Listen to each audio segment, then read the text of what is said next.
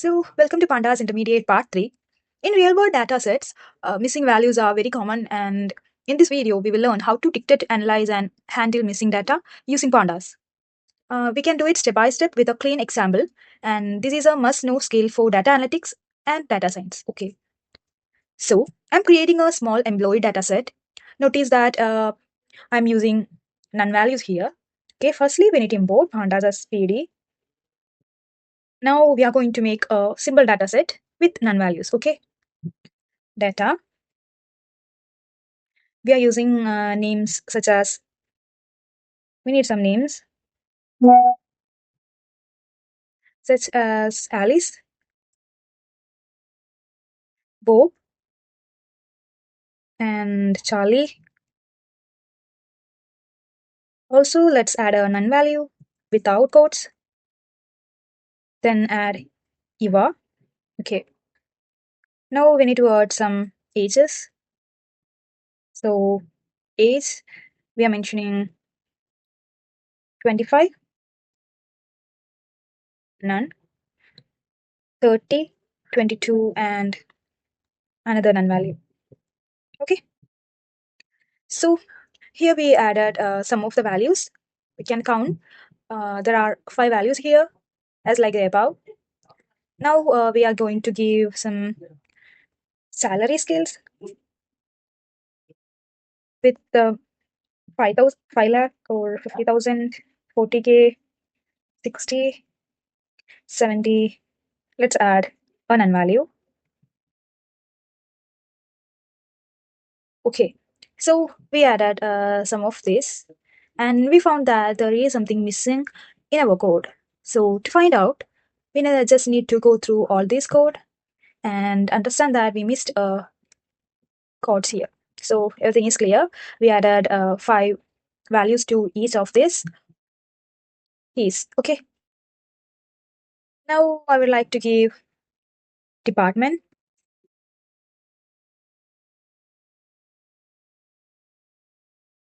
and here I'm adding HR, IT and IT and none value and then HR. So here you can notice that some values are missing and this is exactly how real company data looks like. It might have missing values which is really fine for a data analyst so they can work with it and learn more. Okay, now we are pasting it to pd.data frame and just call this. So now we created the data set, we just join it and we just need to run this. Okay, now you can see that the none values are mentioned as NaN. Okay, so as we know, NaN is mean for not a number, which is counted as a acronym for none. Okay, so now let's check the missing values using df not null is null. Okay, now is null shows true wherever the data is missing, and this helps us visualize, understand where the problems are. Okay, so we found 1, 2, 3, 4, 4 missing values as they're mentioned it's true. So whenever you show a true while using is null, we can understand where the data missing. Okay. Now we are moving to count missing values. We just count using manually, but what if we do using codes? Is null with dot sum. So we understand name has 1 null value, age has 2, salary 1, department 1, all this. And we get the data type as 64, into 64, that is bit. Okay. This tells us how many missing values in each column has. And before fixing data, we always analyze and how bad the problem is. Okay. So what if we drop with missing data? We drop the rows with missing data. We can use the dropna for that. Okay, let's do. First of all, we use df drop rows as a name with df dot dropna, and we call df drop rows. Then we run. Okay, here the dropna removes the rows that contains missing values. This is useful when missing data is very small and not important. So The quick tip is be careful while dropping rows can cause data loss. So just careful with dropna. Okay, now we got only two of the values and rest of them are removed. So in these cases, while we use drop, we need to be careful because there might be data loss which will affect our analysis. Okay, and what if we drop columns with too many nulls? Let's do that. So df drop columns and df dot drop now. We are using axis equals 1 and we just call df drop columns. Okay, so we get only the index. Okay, here we remove entire column that contains missing values. This is used when a column is almost empty and not useful. So as I said before, be careful with the drop now because it totally remove our things and we might lose data. So what if we fill the missing values instead of we drop it? Okay, let's try. We are using average age with df, then age. Now we are using dot mean to calculate the average. We call df age and then equals df age and dot fillna using average age. Then we are calling our df, the main data frame. So instead of deleting the data, we can fill missing values. And we can do it by replacing the missing ages value with the average ages. So it might not make any issues on null values. After all, it's just an average of our own rows. Okay. So here the network is just Tim. So let's wait. Yeah, it comes. So all the missing values under the age is now calculated, but it's calculated in a different way, right? Yeah, as we see here. So all these are float values because we use our mean and average. We can change it to just integer type.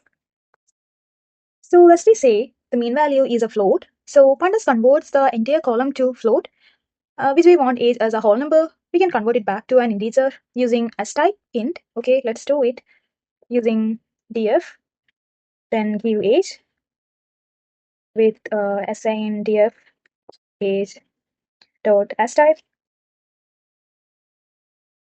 Then we are giving int, just this. Now let's call df. So let's see how the mean just changed into a integer type, the float into integer using the as type. So when you get mean, but you get a float number which is unnecessary for our data, we can change it to an integer using as type with the int in the brackets. Okay. So uh, here the other thing is while we convert just like this into an integer without using the mean, it may fail and you may fill the missing values as an error and it will definitely cause an error. So while we do such type of conversion or take an average, just to first fill the missing values, then convert the type. Okay, that's the best way. As a professional, the safe way to recommend is as we do real world projects, it's like we can do another df age equals df age dot round dot as type int. Let's call dfn. It is the best way. In real projects, we usually round the mean first and then convert to integer. So this avoid unrealistic values and keep the data clean. Okay, so that's it. That's our main content. So now we are going to work with salary. As we know, in salary there are many missing values. So here we are filling the salary with 0. Okay, as we do, we just call salary, then we assign df salary, then we fill it with fillna, add 0, just call df, and we get zeros in the place of salary. Sometimes missing values means no data available. In such cases, filling with 0 makes sense and it won't take average in that cases. Okay, so while it is most complicated or you may mess up with the data, so to choose the best way, fill with zeros, which makes the most sense. Okay. Now we are going to do fill the missing names. Okay, so here names we are adding equals here names, and we'll fill it with dot fill now, and we are adding unknown, and then just call if. So for test columns, we usually replace missing values with a label like unknown. So now everything is finished. There is no none values other than in the department. Okay. So we replace the values. We fill the values. Now we want to replace it. Okay. So replace help us and clean our data by standardizing the test data. This improves our readability and professionalism. So for that, we need a replace. And I would like to replace the unknown with the node provider, which will suit here best because it helps us to clean and standardize our professionalism. Okay. I know our video length is a little bit long, but we need to cover this version. Here, names. We are giving names equal to TF names, and we are taught fillna, and we are adding unknown. Then we are using node provider, and we just call the TF. What happened here? Here we just missed our TF. Okay, and we added something wrong. So what did we miss here is the replace. Instead of fillna, we are using replace. Okay, I'm sorry. Okay, now we get node provider in the name of unknown. Okay, so this improves the readability and professionalism, and our code is fine. Now we are going to check the final information, that is tf.info. Let's do tf.info. So this info shows the final structure of the dataset always exists before analysis or modeling. Okay, so we should do this code in the first step. So we just ending our session in Pandas Intermediate Part 3. We learned how to handle missing data using real techniques like ESNL, dropna, and fillna. Clean data is a foundation of good analysis. In next part, we will move into CrewPy with real analysis examples. Okay, thanks for watching. We will do much complex problems and codes here. Keep watching, keep doing, keep doing. See you guys.